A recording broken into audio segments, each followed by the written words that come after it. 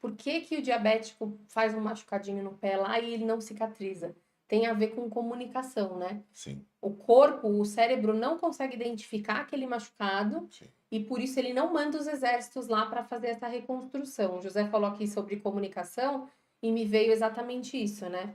Então, isso é um das grandes perdas da diabetes, que é, na verdade, né, é causada por, tem vários tipos, né? Isso. Então, uma das complicações da diabetes é a neuropatia. A neuropatia diabética, né?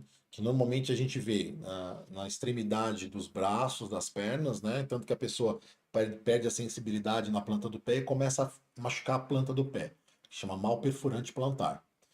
E assim, começa a perder a sensibilidade. Então começa a bater o pé, machuca, não percebe. Há uma perda da sensibilidade e há uma alteração, inclusive, da percepção do que está acontecendo. O que a gente fala em propriocepção é assim, fechar o olho e saber onde está a posição dos seus braços. Como eu estou com a perna? Eu estou com a perna cruzada ou estou com a perna esticada? A propriocepção ela é alterada também no diabetes. Tá? A própria idade reduz esse reflexo.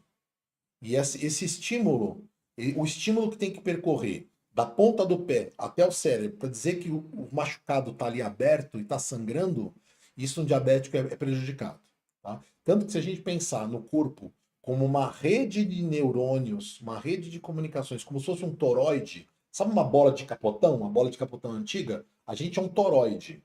Essa informação tem que circular o tempo todo, de cima para baixo, de baixo para cima, né? E essa comunicação não é feita. Então, o sistema de regeneração do corpo não é avisado. Então, a gente tem uma parede com problema, ninguém vai saber que a parede está com problema. A gente tem, hoje em dia, várias ferramentas para melhorar essa comunicação. Uma delas é o dióxido de cloro, que a gente já pode falar, né? O corpo sendo avisado através do cérebro que há uma região danificada, o sistema de regeneração automaticamente é ativado. Tá? Então, e o que acontece com diabetes tipo 2, né? Nós vamos falar do tipo 2, o tipo 1 é genético, a criança nasce já com problema. Hoje a gente tem, inclusive, muito estranhamente, aparecimento de diabetes tipo 1 em adultos, mas antigamente a gente só tinha em crianças. Você não tem produção de insulina pelas células beta do pâncreas.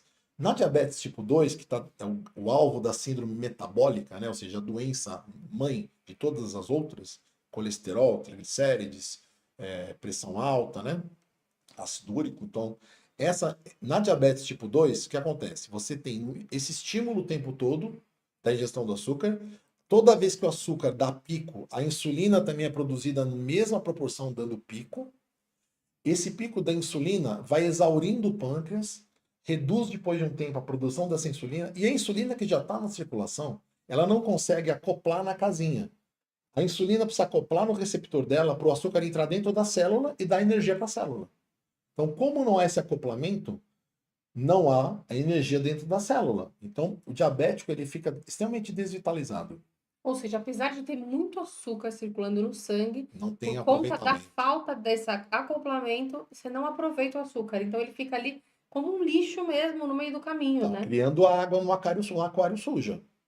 Então, aí o açúcar fica rodando, a insulina fica rodando. Essa insulina rodando, ela engorda, ela estimula a produção de gordura, gordura anormal, e aí daí vem a obesidade.